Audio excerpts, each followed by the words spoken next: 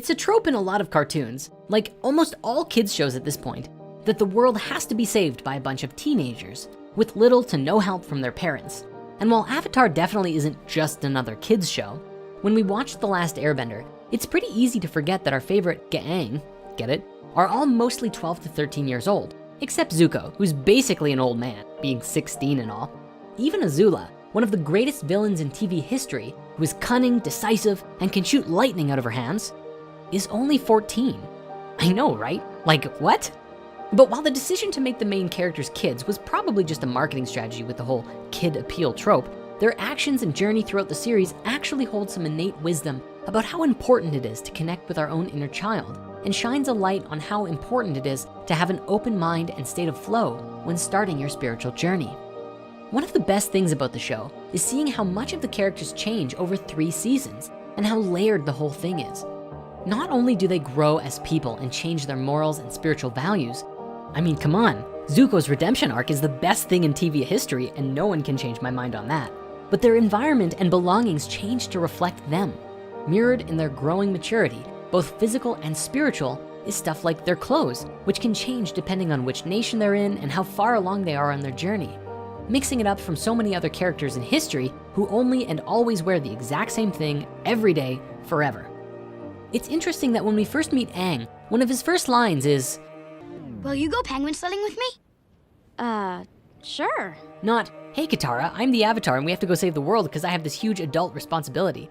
Granted, he didn't know about the war then, but still, much of the first season is framed as the journey to the North Pole to carry out Aang's destiny of learning all of the elements. But a lot of the time they stop off at fun places to do seemingly childish stuff like ride elephant koi or seeing Aunt Wu to get their fortunes read.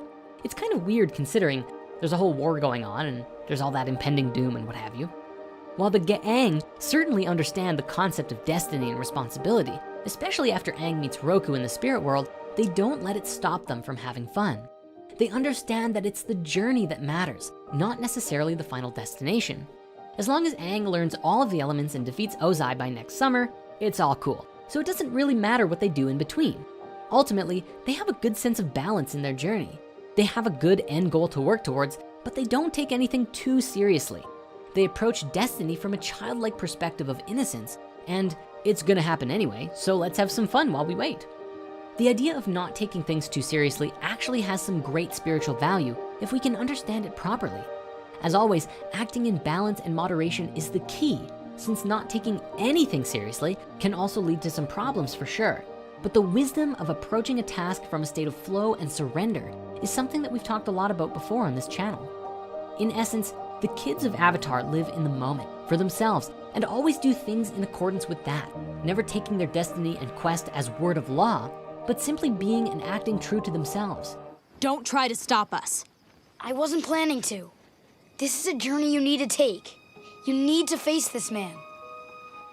And in this, we find a trait of spiritual maturity.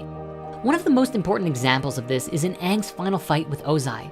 Now, major spoiler warning if you haven't seen it, but despite Ozai being the big bad guy who is obviously evil and needs to be stopped because he's gonna commit another mass genocide, Aang still doesn't kill him.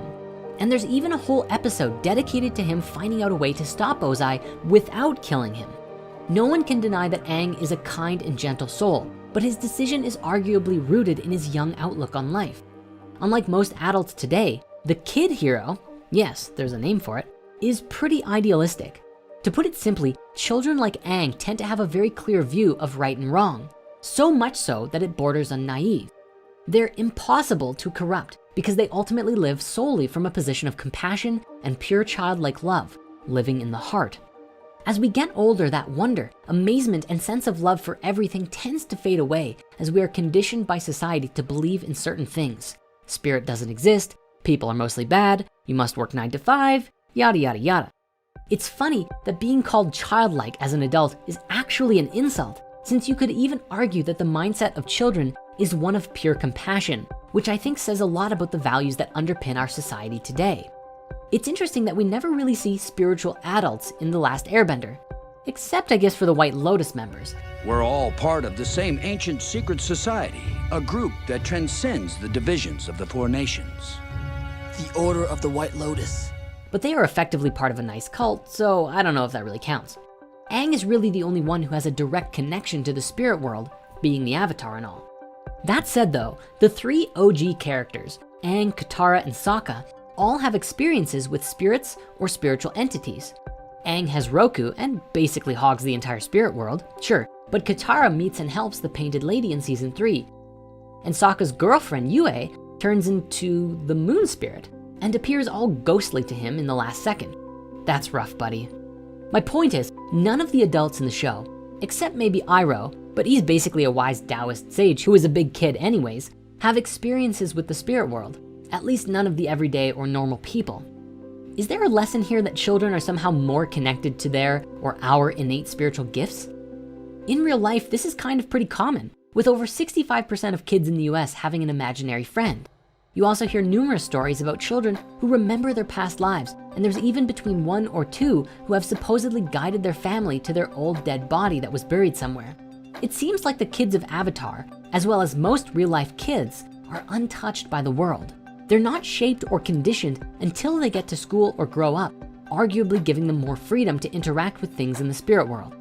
Even Aang begins to change when he learns about the war and that he lost his people. But somehow, he managed to keep that idealistic, love-centered approach to things. I think that innocent or playful outlook is an important step in how we can see the world around us. One of my favorite episodes back in season 1 was Omashu, where the Aang stopped off in Bumi's Earth Kingdom city. Bumi is an old man at this point, but he is a typical crazy kid with a manic laugh and is a little bit nuts. I'm going to do nothing. He comes up with 3 challenges that Aang has to do, but in order to complete them, he has to think outside the box and in completely unconventional ways in order to progress.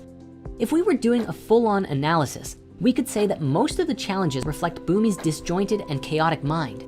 But honestly, I think the lesson that we sometimes need to think outside the box and approach things from different angles is an amazing thing to take away from a spiritual show like this. If anything, one of the biggest themes in Avatar is that it's more important to be yourself than to conform to the roles society expects of you. I think it's important to point out too that the events of the show happen over the course of 1 summer, so most of the characters don't physically age more than a few months. But if you compare Aang or Zuko, or anyone for that matter, at the end of the series to what they were like at the beginning, there's a huge difference. This is where the idea of spiritual growth or maturity finally comes to the forefront. While the characters may not grow much physically, the experiences they have shape them as people and make them grow emotionally and mentally at a pretty fast rate. Facing the judgment of the firebending masters will be very dangerous for you.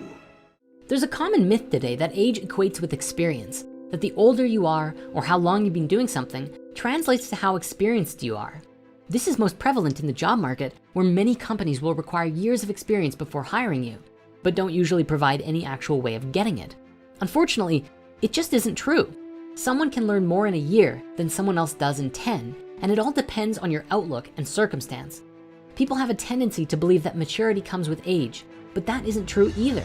Many times the parent-child dynamic is often reversed, and parents often ask their children for advice because they see things so much more simply. Like the parable of freedom that we've covered before recently on this channel, sometimes you can lose yourself being too tied up on the specifics of things.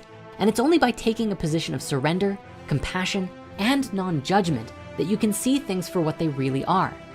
Aang is an expert at this, going out of his way in season 3 to humanize the Fire Nation people and even throw them a dance party. In other words, it's your experiences that shape how mature you are, not your age. And the truest test of maturity is how you use the knowledge given to you.